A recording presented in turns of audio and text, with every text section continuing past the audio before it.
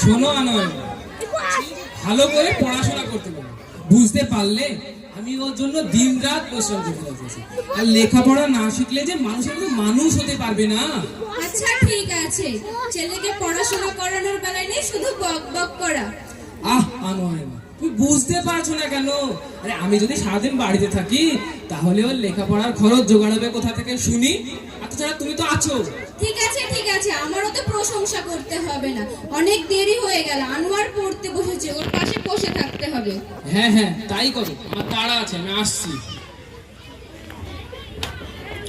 আনোয়ার, স্কুলে সব হোমওয়ার্ক গুলো হয়েছে বাবা? না মা, এখনো হয়নি। আর একটা অঙ্ক আছে, বাংলার বিপরীত শব্দ কটা আছে, তাহলে হয়ে যাবে। আচ্ছা মা, কৃপণ শব্দটার বিপরীত শব্দটা বলে দাও না। কৃপণ শব্দের বিপরীত শব্দ হলো উদার। আর কোনো সমস্যা আছে বাবা? না মা, আর কোনো সমস্যা নেই, এখন আমি ক্লাসে সব পড়া পারবো। তাহলে চলো বাবা, খেতে চলো। হ্যাঁ আচ্ছা চলো।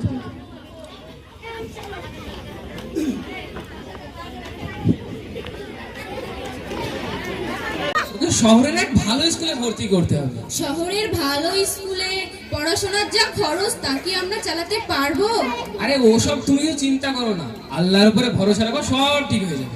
শহরের স্কুলে গাদা টাকা খরচ না করে উত্তর ঘোষপুরা ব্রাইট বেঙ্গল পাবলিক স্কুল নামে একটা স্কুল আছে শুনেছি, সেখানে ভালো পড়াশোনার পাশাপাশি নীতি নৈতিকতা ও ধর্মীয় শিক্ষাও নাকি দেওয়া হয়। আর স্যার ম্যামরাও সব ভালো শুনছি। চলো না একবার কথা বলে দেখি। চলো কথা বলেই দেখি, তেমন যদি হয় তাহলে ভর্তি করেই দেবো। হ্যাঁ চলো। পাশের রুমে তোমার মা আছে, মায়ের কাছে গিয়ে হেল্প নাও, কেমন? ঠিক আছে বাবা। মা, ও মা, সামনে 30 তারিখে আমাদের স্কুলে অ্যানুয়াল ফাংশন, আমাকে এই ছবিটা আঁকতে হেল্প করো না। সামনে 30 তারিখের আগেই এটা জমা করতে হবে। ঠিক আছে মামনি, আমি এই সিরিয়ালটা শেষ করেই আসছি, ততক্ষণ তুমি তোমার রুমে গিয়ে ট্রাই করো আরেকবার। ঠিক আছে মা, যাচ্ছি।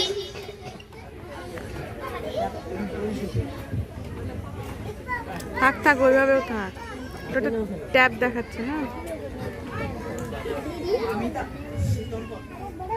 আমি তাহলে অফিসে গেলাম গো।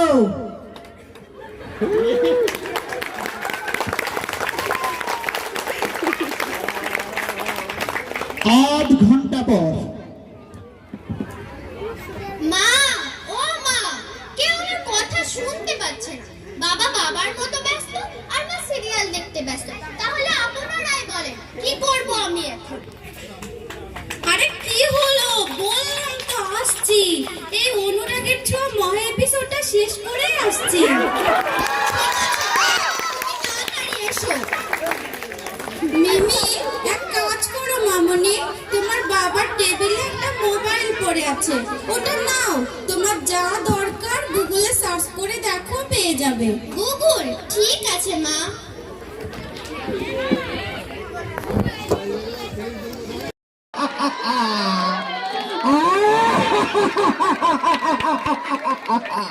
আমি হলাম গুগল, মিথ্যা জগতের বাদশাহ।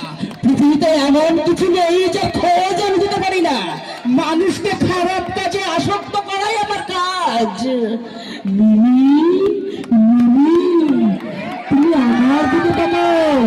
আরে পড়াশোনা করে কি হবে? তোমার কি চাই বলো? আমি তোমাকে সময় দেবো, তুমি যত খুশি আমাকে ব্যবহার করো, আমি সব সময় তোমার পাশে আছি। সাবাস মিনি, সাবাস সাবাস মিনি, সাবাস।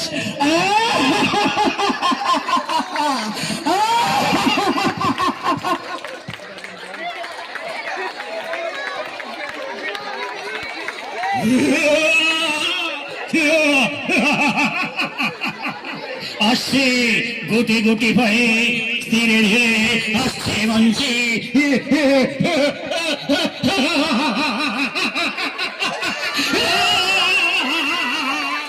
আমি হলাম ফেসবুক।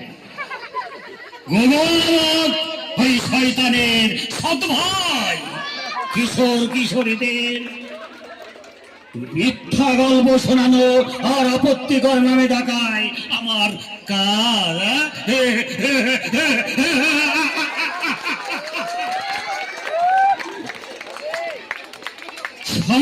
পৃথিবীর মানুষকে খারাপ কাজে ব্যস্ত রাখায় আমার জুড়ি নেই। যুব সমাজকে নরকীয় কাজের দিকে ঠেলে রাখায় আমার দায়িত্ব আমার পরিবার আমাকে দিয়েছে।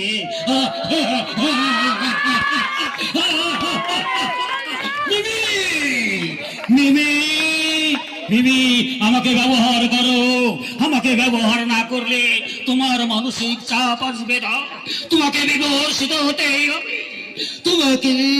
তোমাকে বিমর্ষিত হতেই হবে। তোমাকে সম্মানহানি হতে হবে। যত পারো বন্ধুদের সঙ্গে সম্পর্কে, মিথ্যা সম্পর্কে জড়িয়ে পড়ো, জড়িয়ে পড়ো। সাবাস, সাবাস বিবি, সাবাস।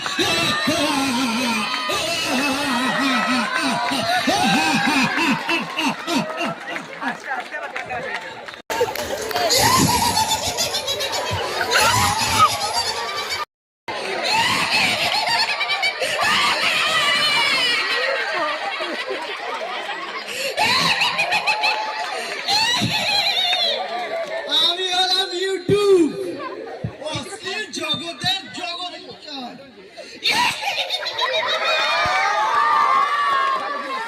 কুরুচিপূর্ণ প্রচার আর নোংরা ভিডিও আপলোড করে যুব সমাজকে খারাপ কাজে আসক্ত করাই আমার কাজ।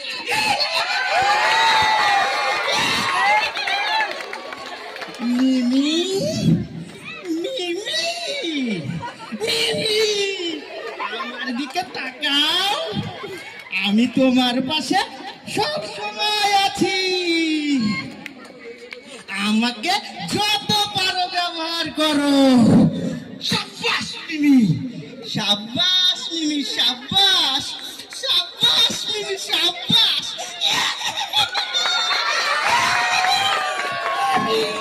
আমাকে যত পারো ব্যবহার করো।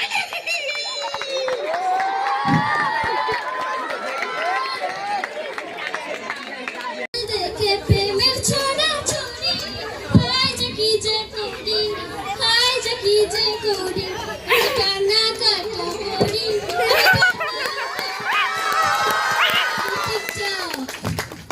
আমি কিশোর কিশোরীদের মানসিক পরিবর্তন ঘটাতে সাহায্য করি। মিমি, মিমি, তুমি আমার দিকে তাকাও। তুমি আমাকে যত খুশি ব্যবহার করো।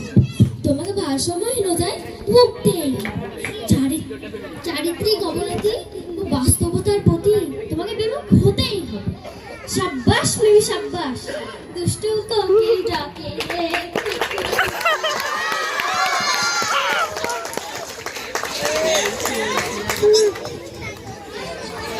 সব থেকে ভালো অ্যাক্টিং মুনিয়া করছে, ও একটু হাসছে না।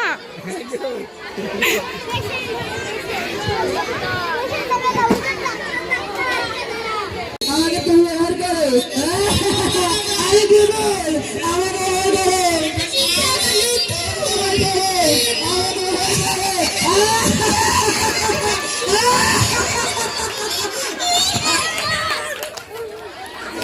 তাই বস বস বস বস বাবু বস।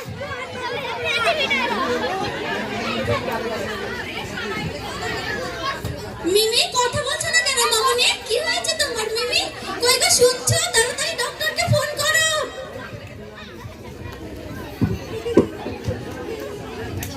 হ্যালো ডাক্তার মুরুঙ্গুজি বলছেন? আমার মেয়ে হঠাৎ অসুস্থ হয়ে পড়েছে। অনুগ্রহ করে যদি 8/40 ব্রাইট অ্যাপার্টমেন্টে আসতেন তাহলে উপকৃত হতাম।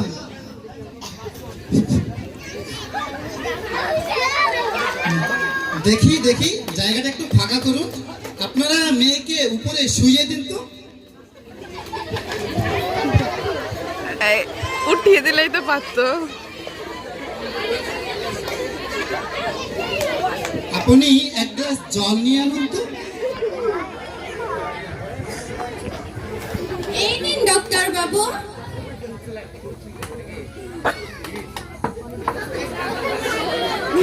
ডাক্তারবাবু কিছু বুঝতে পারছেন?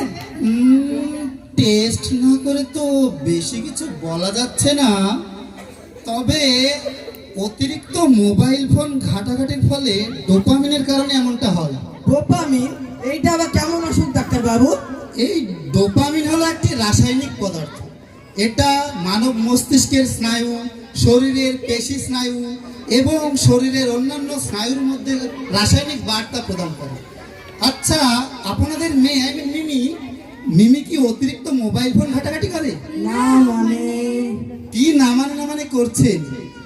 আপনি সত্যি কথাটা বলুন না, যে আপনাদের মেয়ে সারাক্ষণ মোবাইল নিয়ে ব্যস্ত থাকে আর আপনারা একবার খোঁজ নেওয়ার চেষ্টাটাও করেন না। আসলে আমি সারাদিন অফিসের কাজে ব্যস্ত থাকি, নানান কাজে এখানে ওখানে ছুটোছুটি করতে হয়।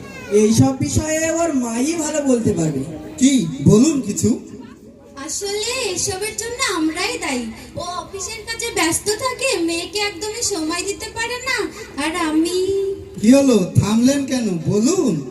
যে অবসর সময়ে মেয়েকে পড়াশোনায় সময় না দিয়ে সিরিয়াল দেখতে ব্যস্ত থাকেন, এই তো? আগে আপনি যা বলছেন একদমই তাই ডক্টর বাবু। বুঝতে তো পারছি যে কেন আপনাদের মেয়ে অচেতন হয়ে পড়েছে। আসলে বাড়ির ছোট ছোট ছেলে মেয়েদের সোশ্যাল মিডিয়ার প্রতি আকৃষ্ট হতে আমরাই সাহায্য করি। আমরা সোশ্যাল মিডিয়ার প্রতি এতটাই আকৃষ্ট হয়ে পড়ি, বাড়ির কচিকাচাদের ভবিষ্যতের কথা একদম চিন্তাই করি না আমরা। এইসব ক্ষতিকারক দিক থেকে কি বেরিয়ে আসার কোনো পথ নেই ডাক্তারবাবু? অবশ্যই আছে, পথ থাকবে না কেন?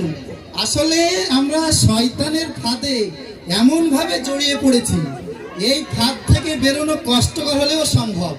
আসলে আমাদের মন যা চায় আমরা তাই করি। এই জন্য তো বাড়ির ছোট ছোট ছেলে মেয়েরা সোশ্যাল মিডিয়ার প্রতি অ্যাডিক্টেড হয়ে পড়ছে। এই বিষয়ে আমাদেরকে অবশ্যই প্রত্যেককে সচেতন হতে হবে। আমাদেরকে মোবাইল ডায়েটিং শুরু করতে হবে, অর্থাৎ খাবার সময়ে কোনো ফোন নয়, খাবার পরে কোনো ফোন নয়, ঘুমানোর আগে কোনো ফোন নয়, ঘুম থেকে ওঠার পরে কোনো ফোন নয়। এক কথায় আমাদেরকে নো ফোন, এই নিয়মটা চালু করতে হবে। ঠিক আছে ডাক্তারবাবু, আমরা আপনাকে কথা দিচ্ছি, আজ থেকে অবসর সময়ে ছেলে মেয়েদের পড়াশোনার পাশাপাশি পরিবারের জন্য সময় ব্যয় করব। হ্যাঁ ডক্টর বাবু, আমিও কথা দিচ্ছি, মেয়ের পড়াশোনার সময় একদম মোবাইলে সিরিয়াল দেখব না এবং বিশেষ প্রয়োজন ছাড়া মোবাইল ব্যবহার করব না। একদম তাই। আমরা প্রত্যেকে যদি সোশ্যাল মিডিয়া থেকে দূরে থাকি, মোবাইল ডায়েটিং শুরু করতে পারি, তাহলে আমাদের জন্য, আমাদের ছেলে মেয়েদের জন্য, আমাদের পরিবারের জন্য এবং আগামী প্রজন্মের জন্য, প্রত্যেকের জন্য মঙ্গলজনক হবে। তাই আসুন আমরা প্রত্যেকে সোশ্যাল মিডিয়া থেকে দূরে থাকি এবং সুস্থ সমাজ গড়ে তুলি। উৎসাহী হই।